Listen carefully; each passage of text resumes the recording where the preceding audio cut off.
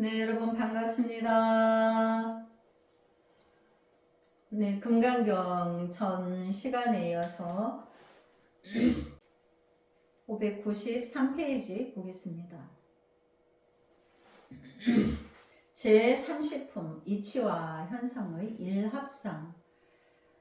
이야기가 열의 자성의 상에 이르렀는데 아래 중요한 문제가 제시됩니다. 열의 법신의 본체를 말하면서 먼저 우리에게 하나의 사정을 이해시키려 합니다. 작은 먼지로 분쇄된 이후 본문을 보겠습니다. 수보리여, 만약 선 남자와 선 여인이 삼천 네천 세계를 티끌로 부스러뜨린다면 그들의 생각은 어떤가? 티끌은 많지 않겠는가? 해석을 보겠습니다. 이제 부처님은 다시 물리세계의 문제를 제기합니다. 수보리에게 말합니다. 가령 남자든 여자든 상관없이 어떤 사람이 이 불세계, 이 삼천 대천 세계, 즉 모든 우주를 때려 부숴 먼지로 만들었다면 한번 상상해 보게. 그 먼지는 수량이 얼마나 되겠는가? 이렇게 물었다는 거죠. 그래서 본문을 또 보겠습니다. 수보리가 말했다. 아주 많습니다. 세존이시여. 왜냐하면 만약 이 티끌이 실제로 존재하는 것이라면 부처님께서 이 티끌을 말하지 않았을 것이기 때문입니다. 해석을 보겠습니다. 수보리가 대답합니다. 아주 많고도 많을 겁니다. 부처님이 말합니다. 왜 그런가? 부처님이 말합니다. 내 그대에게 이르노니 가령 이 먼지들, 즉 이 물질세계의 분자, 전자나 원자, 핵 이들이 진실로 영원히 존재한다면 세상에 먼지가 있다고 그대에게 말하지 않았을 것이다. 이 먼지들이 누적되면 대지와 산화로 변해 물질세계가 된다. 부처님의 이 말은 돌려서 한 말로 실제로 이런 말입니다. 물질세계의 물질이라는 것은 만약 과학자의 눈을 통해 본다면 그것이 분석되어 최후에는 원자, 전자, 원자핵 등이 되며 마침내는 공이 되리라는 것입니다. 그렇죠. 이제 우리 물질세계, 우주의 물질세계, 모든 물질계는 원자, 분자로 이제 우리가 분리를 해서 보면 모두가 제로라는 거예요. 있다고 할 게 없다는 거죠. 그 원자 핵 폭탄도 모든 원자 분자들이 모여서 핵을 이룬 것이기 때문에 지구상에 그 어떤 것도 있다라고 할 게 없다라는 거죠. 우리 인간의 몸도 지수 화풍의 4대로 된 인연이 잠시 어머니 태에서 모여서 이제 우리는 다 세포 분열을 하죠. 우리 동식물은 다 세포 분열을 해요. 세포 분열을 통해서 생로병사가 이루어지죠. 끊임없는 생로병사가 일어나게 돼요. 그렇게 해서 영원한 것이 없는데 그 생로병사의 시기가 서로 다르기 때문에 산이 영원히 존재하고 사람들의 세계가 영원히 존재하는 줄 착각하지만 사실은 원자 분자로 분리해서 보면 있다 할 게 하나도 없다는 거죠. 그래서 마침내 공이 되리라는 것입니다. 공의 역량이 비록 물질 세계를 이루어낼 만큼 막대한 위력을 발휘하더라도 마지막에는 공이 되고 만다는 것입니다. 진정한 물리학자라면 이 원리를 이해할 겁니다. 우리가 물리학자는 아니지만 부처님의 경전을 통해서 이제 증명된 것을 학문으로 표기한 거기 때문에 믿어야 되는 거죠. 소위 원자라는 것은 마지막까지 분석해 들어가면 결국 공이 됩니다. 우리가 원자폭탄 그러죠. 가장 강력한 것이 원자폭탄이다. 뭐 이렇게. 그래서 마지막까지 분석해 들어가면 결국 공이 되고 맙니다.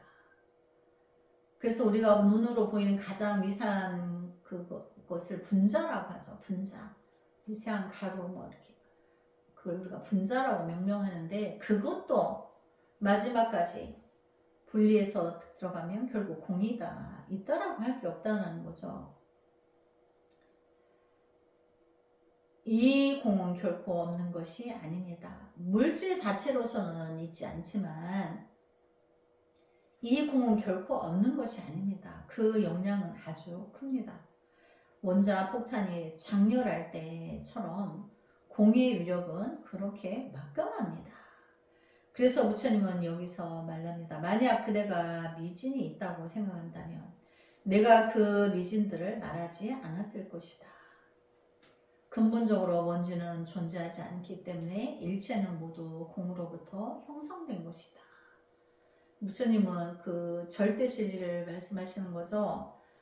그 아무것도 뭘 원자로 분리를 하면 공이지만 진정 없는 게 아니고 그것을 모아서 폭탄을 터뜨리면 가히 그 미진이 가히 어마어마한 폭발력을 만들어낸다는 거죠. 그래서 그것이 존재하지 않는 것이라고 말할 수 없다는 거예요. 그 공의 위력이 그렇게 막강하다. 본문을 보겠습니다. 왜냐하면 부처님께서 티끌이라 하신 것은 티끌이 아니요. 그 이름이 티끌이기 때문입니다. 우리가 금강경에서 말하는 모든 명제는 이름이 명제에 해당하는 이름일 뿐인 거지 그 자체는 그 이름이 없다라는 걸 말하는 거죠. 또 이 3단의 논리가 나왔습니다. 소위 물리세계의 전자니 원자니 하는 것은 가명입니다. 그렇죠. 우리 물질세계 모든 물질세계 모든 명칭이 붙여져 있는데 그것은 중생이 분별하기 위해서 가명으로 만들어 놓은 거지. 진실은 그 어떤 물질계도 이름이라고 붙여놓은 것은 본질은 이름이 하나도 없는 거죠. 미지는 극히 미세한 것으로 물체의 가장 기본이 되는 것이지만 그것이 궁극적인 것은 아닙니다. 그것을 다시 분석해 들어가면 마침내는 아무것도 남지 않습니다. 즉 공입니다. 이 물질 세계의 외부 공간인 허공은 지구나 태양의 면적 및 허공 중의 어떤 면적보다 훨씬 더 큽니다.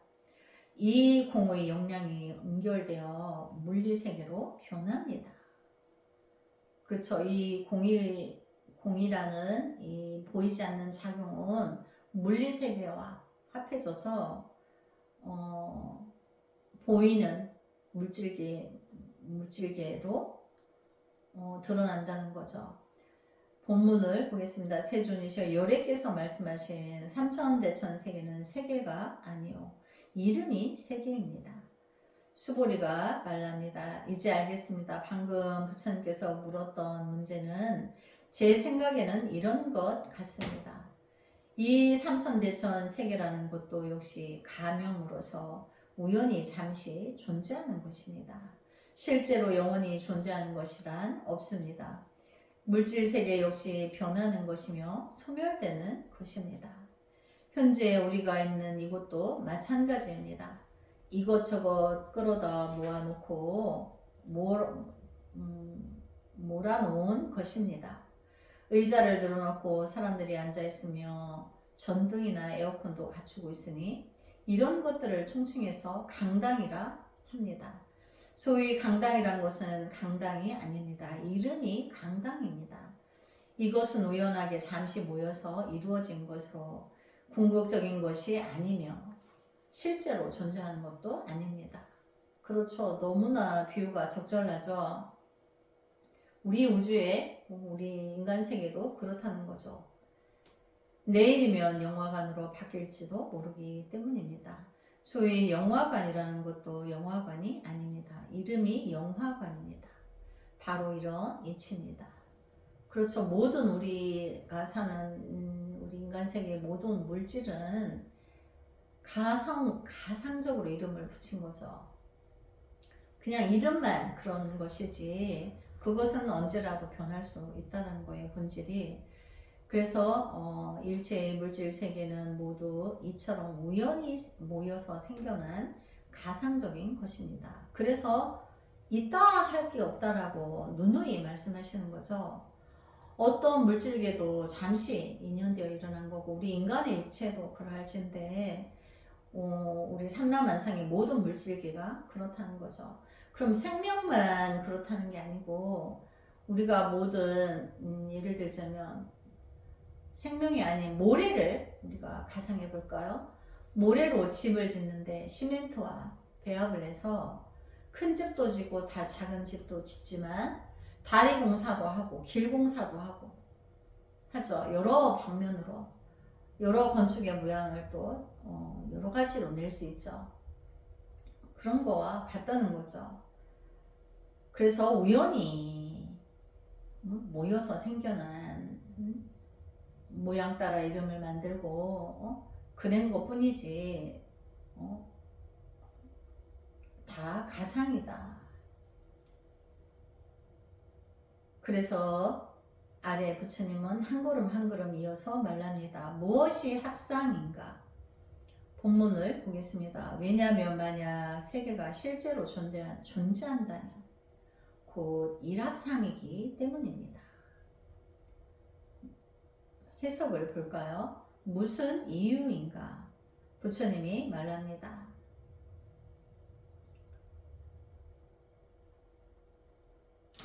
그대 말이 옳다. 그렇지만 왜 그런가? 내 그대에게 이르노니 가령 진정으로 하나의 세계가 존재한다면 또 영원히 불변한다면 그것은 바로 일합상이다. 그것은 서로 다른 것들이 모여서 변한 것이다. 이 문제는 아주 엄중합니다. 부처님은 한 구절도 틀린 말을 하지 않습니다. 부마라집의 일합상이라고만 번역해 놓았습니다. 후세 불교에서는 허세를 부리고 견강부회하는 자들이 많아졌습니다. 밀종의 어떤 파에서는 일합상의 수행법을 갖기도 합니다. 또 어떤 사람은 주장하기를 꼭 출가해야 할 필요는 없다고 합니다. 음양합일의 일합상을 통해서만 비로소 수행에 성공할 수 있다는 겁니다. 그것이 금강반야바라밀경에서 부처님 말한 일합상이라는 겁니다. 이 때문에 금강경 연구에서 이 구절은 아주 큰 문제입니다. 도대체 무엇을 일합상이라 할까요? 한번 보겠습니다. 무엇을 일합상이라 할까요? 해물집에 가서 식사를 하면 대합이 나오는데 대합은 두 개의 껍질로 되어 있습니다. 이것 역시 일합상입니다. 두 금속이 합금되는 것 역시 일합상입니다. 우리가 입고 있는 옷도 폴리에스테르 30%에 면 70%를 섞어서 짜는 것으로 역시 일합상입니다. 사람도 혈액, 뼈, 근육이 응결된 것은 역시 일합상입니다. 이처럼 일합상은 물질 세계의 현상입니다. 사실 물질 세계는 대단히 변화합니다. 산을 예로 들어 봅시다. 언뜻 보기에는 움직이지 않는 것 같지만 바람이라도 한번 불면 먼지가 쌓입니다. 비록 이것이 아주 서서히 일어나긴 하지만 이로써 산은 커질 수 있습니다. 단지 우리 눈으로 그것을 볼 수 없을 뿐입니다. 당연한 이야기지만 한 살 때 가서 재어본 후 60살이 되어서 다시 재어보고 나서 그 산이 커졌다고 할 고지식한 사람은 없을 겁니다. 바보 같긴 하지만 만약 정말 이런 과학자가 있어서 실제로 측량해 본다면 그는 그 산이 20년 만에 몇 촌 혹은 몇 척씩 높아졌다는 것을 알게 될 겁니다. 산은 변화하고 있습니다. 커질 수도 있고 훼손될 수도 있습니다. 그러므로 일합상의 세계가 진실로 존재한다 하더라도 수천억 년 이후에 역시 공이 되고 말 겁니다. 그러고는 다시 공에서 유로 변할 겁니다. 그러므로 부처님은 말랍니다. 요래께서 말씀한 일합상은 일합상이 아니요 그 이름이 일합상입니다. 이제 수보리가 이렇게 말을 했다는 거죠. 일합상은 가상의 존재로서 하나의 명사에 지나지 않는 것입니다. 불변하는 것은 없습니다. 불변이란 단지 이념에 불과합니다.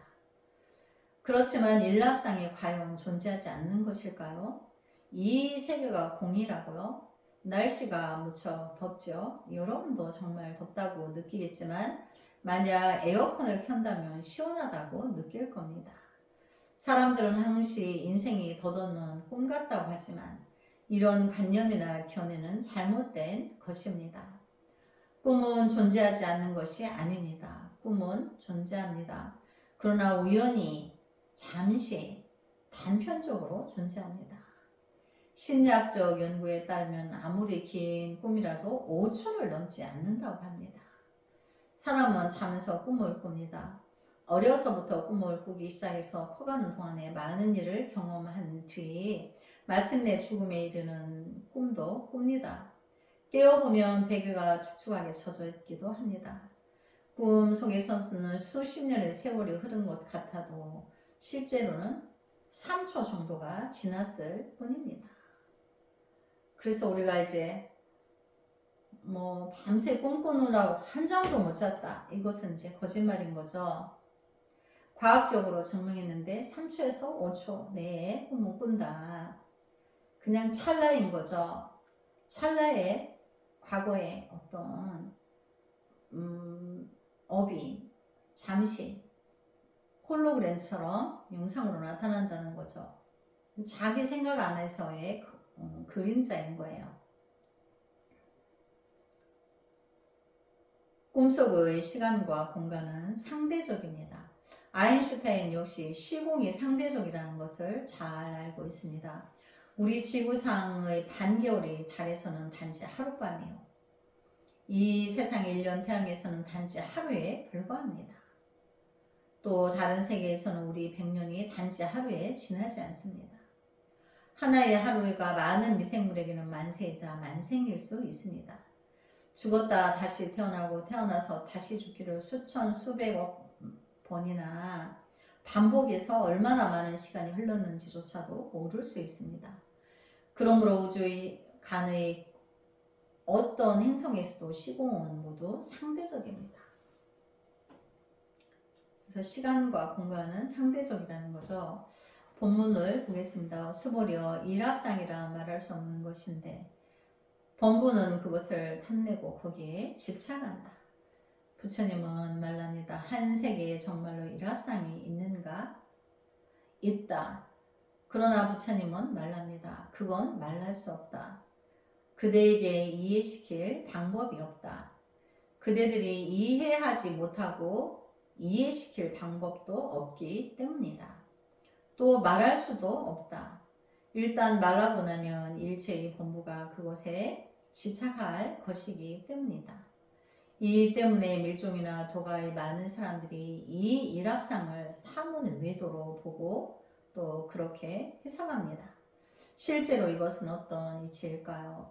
이것은 진공으로서 닦아서 완성할 수 있는 묘유의 이치입니다. 그렇죠. 자기의 그 본래 성품인 진공을 만나서 완벽하게 진공의 지혜 완성을 이루면 불세계의 모든 지혜를 완성하면 자기 안의 불성으로서 모든 미혹한 세계를 불성으로서 완벽한 지혜를 다 닦아서 이루면 그것을 일합상이라 할 수 있는데 우리가 현재 선법에서 하는 용어로는 묘유다. 이렇게 명명한다는 거예요. 제80과 종성을 한번 보겠습니다. 이야기가 여기에 이르니 우리는 반야를 연구해 보아야 할 것 같습니다. 반야를 연구하기 위해 유식을 연구해야 합니다. 그렇지 않으면 성공의 이치를 전문으로 말하는 밀종에 대해 도무지 갈피를 잡을 수 없게 됩니다. 성공의 이치를 제대로 알지 못하면 불법을 배우면서 잘못된 지견에 떨어지게 됩니다. 성공은 이제 성품이 본래 공하다는 이 진리를 말하는 거죠. 그래서 제대로 완벽하게 이해를 하지 못하면 잘못된 그 견해를 가지게 된다는 거죠.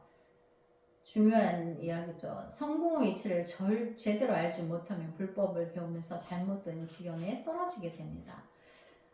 그것은 단멸견의 공으로서 공을 아무것도 없는 것이라 생각하는 것입니다. 그래서 공을 단공이라 해서 거기는 아무것도 없이 비어있다 이렇게 생각하지만 불법의 그 지혜로서는 중생의 그 80가지의 분별망상에 떨어지기만 끊어지고 그것이 쉬워지기만 한다면 자기의 본래 불성을 만나는데 지혜로서 비유하자면 천개의 태양과 비유한다는 거죠. 그래서 아무것도 없는 것이라 생각하면 이건 사견입니다. 공은 하나의 경계입니다. 심성의 학문인 반야에 대해 금강경에서는 단지 마음 심자 하나만 사용합니다. 이것으로 일체의 것을 나타냅니다. 유식종이나 법상종에서는 심을 8개의 식으로 분석하는데 이것을 8식이라고 합니다. 8식 중 제6식은 의식입니다. 안니비 설신의 이렇게 해서 6번째가 제6식이죠. 의식은 이제 육식은 의식 세계를 말하는데 의식은 우리가 쉽게 이해할 수 있는 것으로 바로 우리 심리상의 견해를 일으키는 작용입니다. 의식이 그렇다는 거죠. 바로 의식 상태입니다. 꿈을 꾸는 것 역시 의식 뒷면의 일부분으로서 심리학적으로 잠재의식이라고 합니다. 유식학에서 보면 꿈은 도경식의 작용입니다. 도경식은 이 외에도 많은 작용을 합니다. 제8식인 아뢰야식은 현재와 과거 및 시간과 공간을 포괄합니다. 그렇죠. 우리가 이제 7식의 말라야식을 갈무리하고 그것이 모든 행동을 하는데 8식은 그것을 기억장치로 저장한다는 거죠. 그래서 과거, 현재, 미래의 시간을 공간을 포괄한다는 거죠. 다음 생까지 영향을 일으킨다는 거예요. 8식이. 그래서 8식이 윤회를 한다. 그러죠. 이것이 바로 삼세인과의 이론적 기초입니다.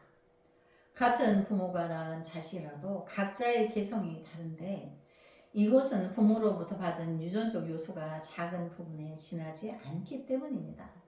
나머지는 무엇일까요? 자기가 지니고 온 전생의 종성, 기질, 습관입니다. 그렇죠.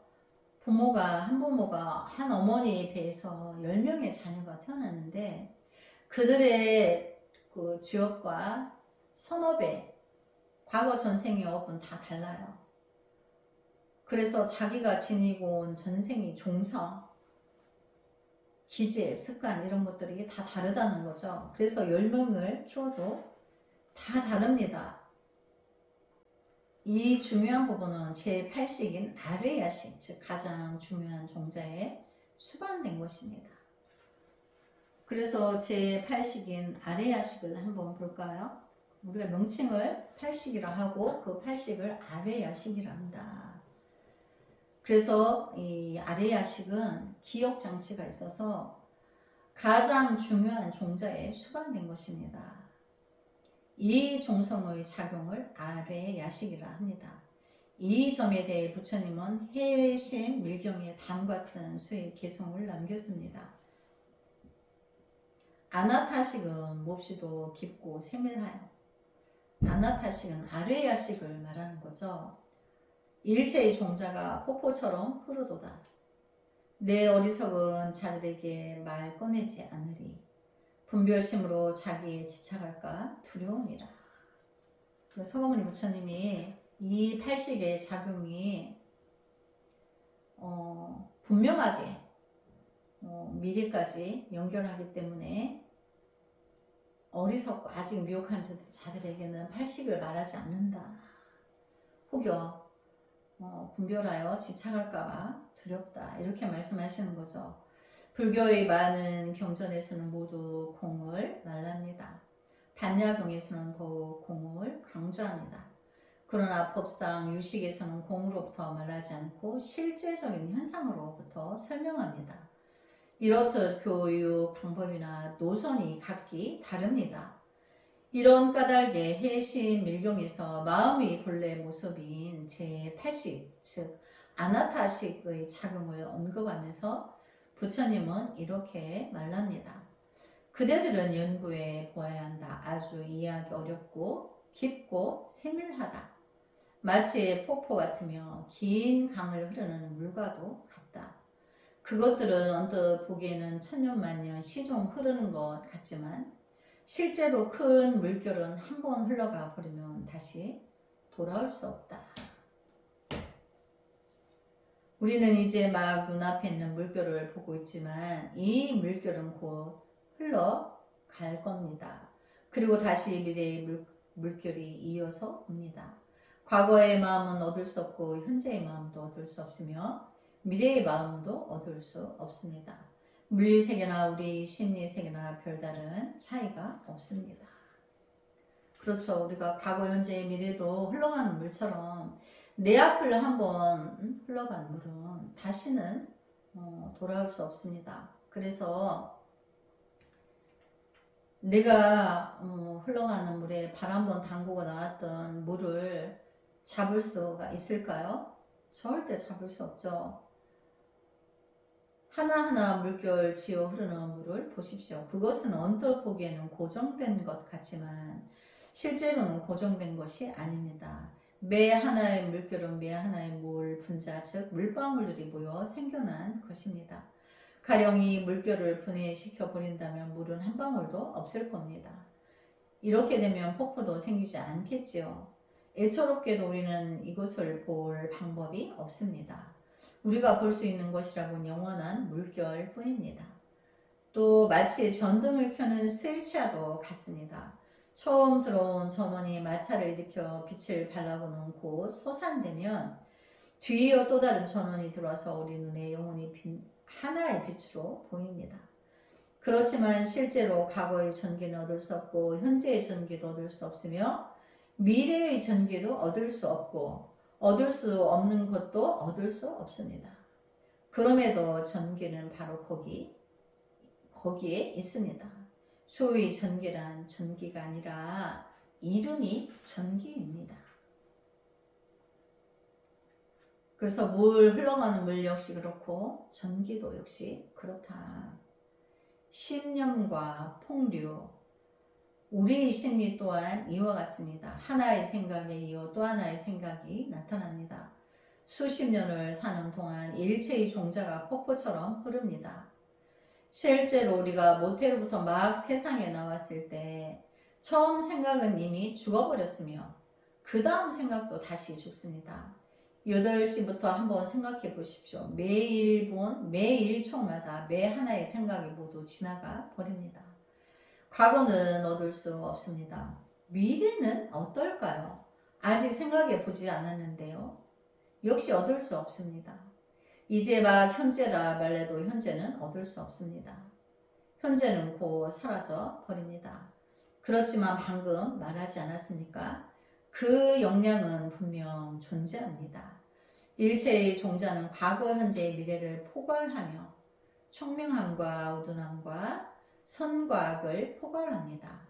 선한 사람은 선의 종자를 발라시키며 서서히 악의 종자를 선의 종자로 바꿈으로써 지극히 선한 사람이 됩니다.